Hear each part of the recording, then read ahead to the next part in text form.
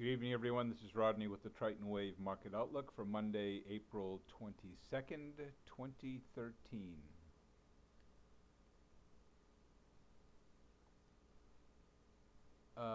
First, I would like to, before I say anything about the market, I would like to send my thoughts and prayers to the people of the city of Boston for the horrific ordeal they had to go through from the marathon bombings all the way to the capture of the alleged perpetrators on Friday.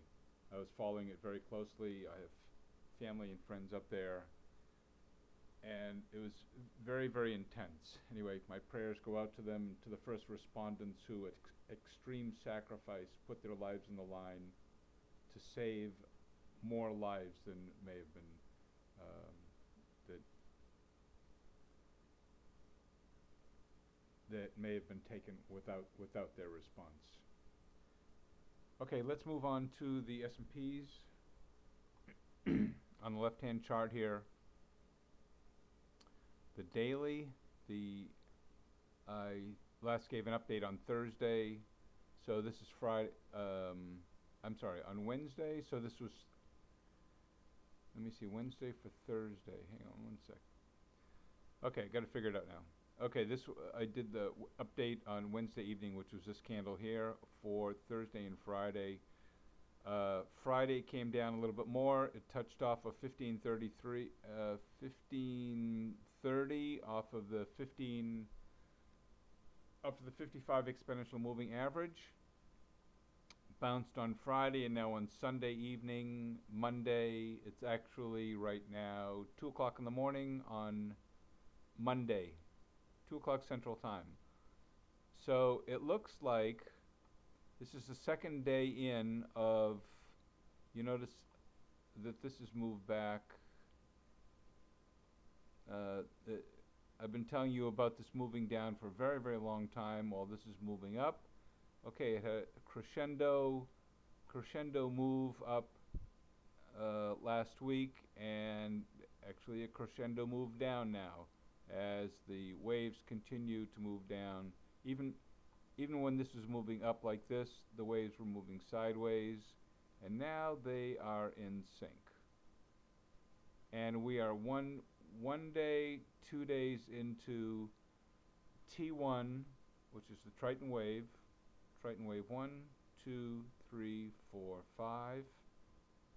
Let's do this. 1, 2, 3, 4, and 5.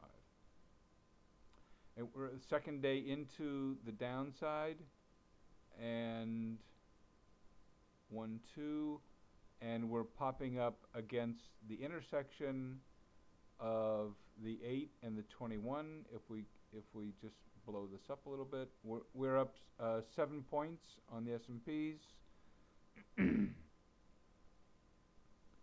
And let's see if we can get very technical here.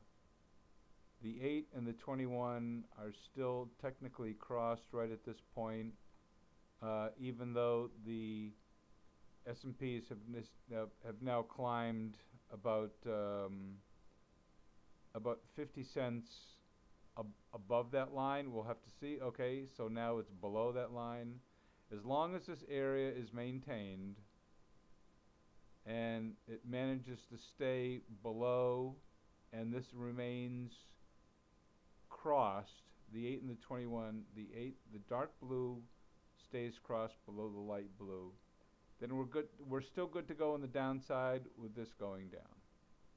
So we have to watch this carefully overnight and see what happens. Over on the right hand side, it started going up on Friday above 0 on T1 and T2, T3 and T4 is below 0, T5 is below 0. So if we look at more extended graphs here, let's get this one back to 0, back to what's recognizable as a graph. Actually, I want to take a look at the weekly and see what that looks like.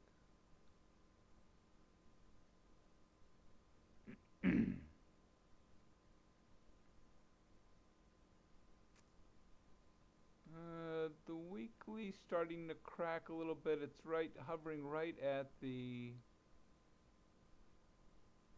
Okay, let's look at this. Since the weekly has not closed below the 8-period moving average since December 31st, 2012.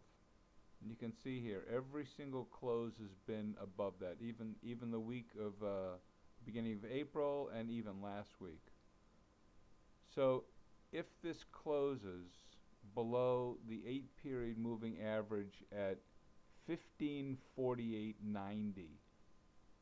and we just like bounced off of that at the beginning of the day, so we're up, as I say, we're up 700.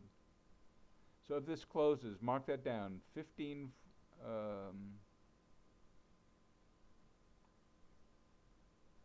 right here, this number right here, 1548.90 is the 8-period moving average. We have a very, very good chance of very swiftly taking us down to 1511, which would make this a nice head and shoulders right in here. And by that time, it actually it'd probably be a little bit higher. It'd be about 1515 as the moving average moves up with that move to the downside. So let's see what that looks like on a big picture. That only takes us down to, all right, so that's not bad. Well, it is a 40 point move, but it only takes us back to the increase of since March 4th. All right, if you are trading the S&Ps on a 987 chart, you get nothing. On a 1597 chart, okay, that's a little bit better. So this is Friday's move. This is Friday, Thursday, and part of Wednesday. It's a little bit better. You can see if you were playing the shorter ones. You have small moves in here, and a move to cover to go down here, and then it didn't really move down before it moved up. But basically you're using T5 as an anchor, and you're using T1 to get in and out. So you'd be in here. If you wanted to narrow that down a little bit and play, let's see what the 144s look like for just a day swing.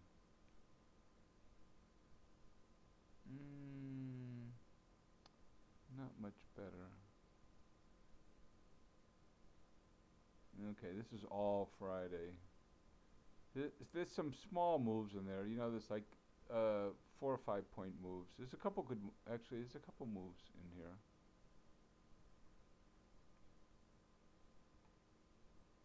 Like you'd want to play the smaller waves like T1.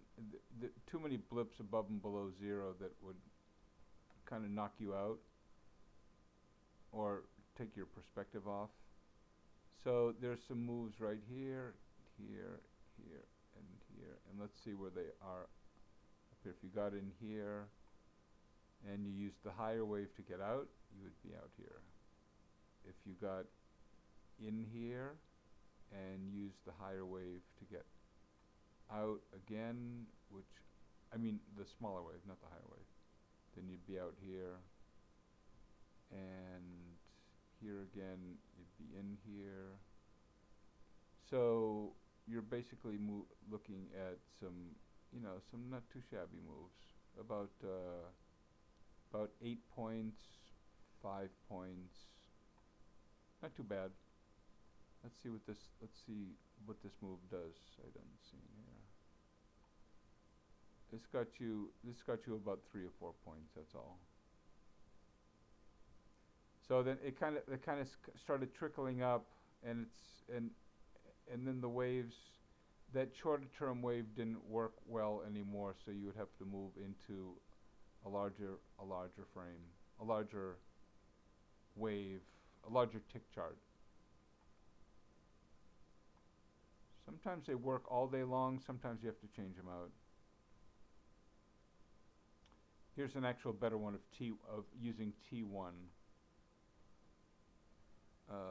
right in here, here, here. So there's only like 2 or 3 moves. And each one of them is actually a play. So got you in, out, down, short, long, short, and long. Alright, let's move into some stocks. I want to just take a quick look at Apple. I've gotten a lot of requests about Apple. Let me type Apple in here.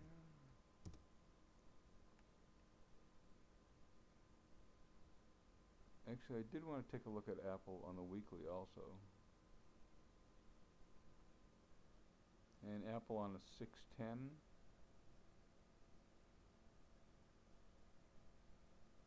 But also Apple on a 21. Okay, so weekly in an Apple, my data goes back to 1990, which I guess is good enough. Okay, so I was using a target of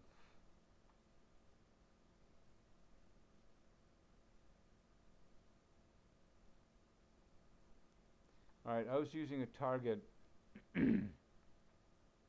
way back here at 473 because I saw it coming down to the 144 exponential moving average, and it looked like when it failed the 144 is going to come down to the 233, and in fact I think it hit a low of 382 and just it's heading there. We're not that far off. 373 is the immediate target for this before any kind of a bounce. It's at 390 right now. It closed at 390, had really a hell of a day on Friday. This is the 21-minute chart on this one. That's actually the 21-minute is short on T2 from 429. So that's a hell of a put play in about five trading days. If we look at the 610 tick chart, that's a little bit harder to play. Let's look at the 987.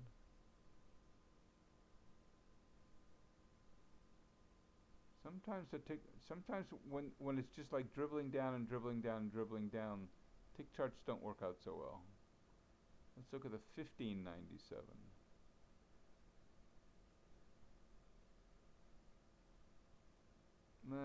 Not so good. Let's go to a 5-minute. 5 minutes a little bit better. So you can see moves up.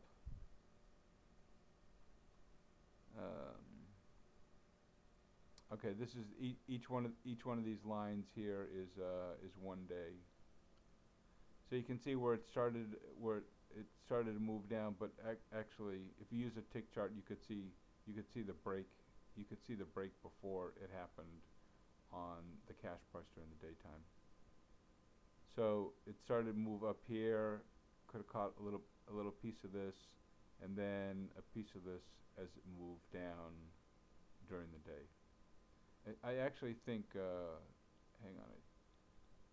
I think the 630. I mean the 610 tick chart. Let me see here. Okay, so this is the beginning of the day. I just forgot about this. This is the beginning. This is. Oops. Okay, that is 8:30 in the morning. And when this moved up,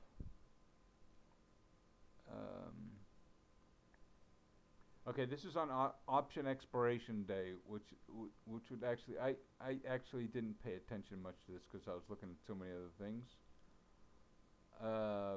But that took off on T1. Now on option expiration day, you can use T1, and it doesn't matter if they're small or large tick charts because there's going to be you're basically dealing with a 1-to-1 ratio of cash to of cash price to option price. There's almost no premium in it, so you can get the benefit of very, very minor moves like that. So this actually nailed it right on the bottom, and when it was bouncing off of 383, I think it was like 382, 385 rather. Okay, and then it made this bounce all the way up to almost 400, 399 and change, 399.60, crossed below at on T1 below 0, and you can ride it all the way into the close. And I figured out that if you had the kahunas to put two I did this on a calculator after it happened, of course, because hindsight is always 100%. If you put $2,000 on some options on the when it was 85, and you put $2,000 on the 90s, they were selling for about 2.25. You could have made 4 times your money going up, and then if you had even bigger kahunas when this crossed the 0 line, you could have taken that and just rolled the whole thing and bought the 400s for 2.25 or even less, or $2, and rolled them down into the 390s at the close. So this $2,000 would have been 8,000. This 8,000 would have been 32,000. Would have been a hell of a trade. Of course, I did not do that because hindsight is greater, and I don't have those kind of kahunas on option expiration day. Anyway, I believe that's all I have for tonight. Oh, let's take a look at one more. Goldman Sachs.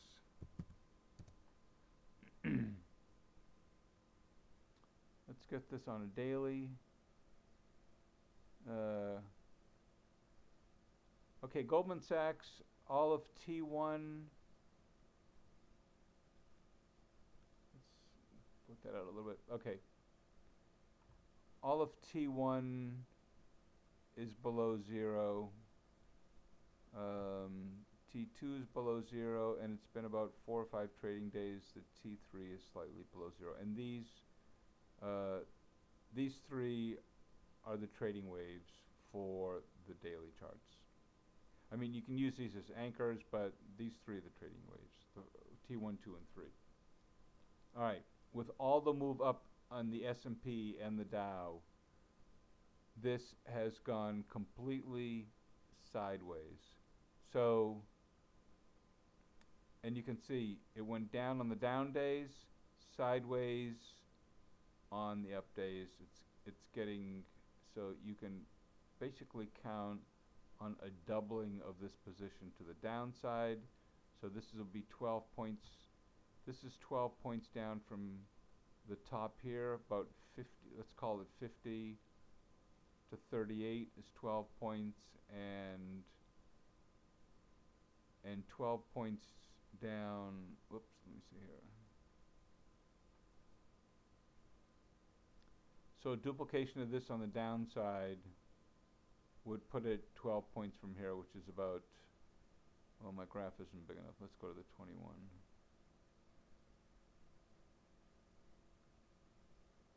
Points from here would be at about 26. So let's see what coordinates with 26 over here, which is the 377 EMA. So this is a real possibility.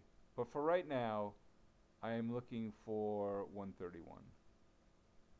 That's my or I'm sorry. I'm looking for 134, and then it may flounder around, bounce around a little bit, and you can reload it and go a little bit further. Or if you buy options further enough and deep enough delta, then you can just hold it for the move down. So I want to kind of see what, let's blow this up a little bit. And if it went down to 126, how much of a, let me put a fib retracement tool on it.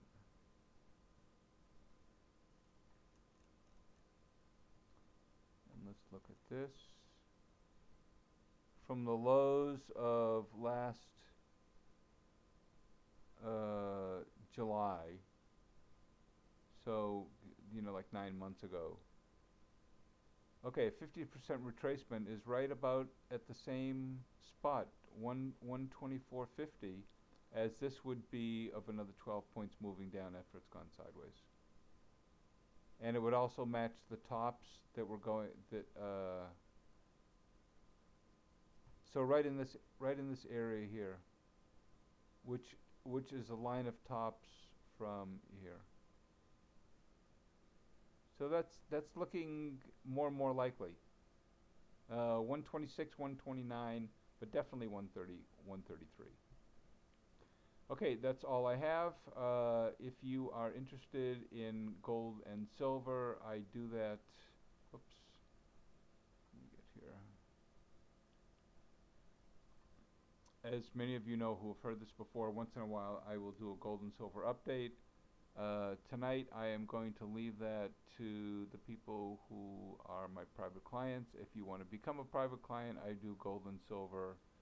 And if you want to get in touch with me for rates, please contact me. I am Rodney Julian at tritonwaveguy@gmail.com. Have a great evening, good luck trading, and I will see you at the next update.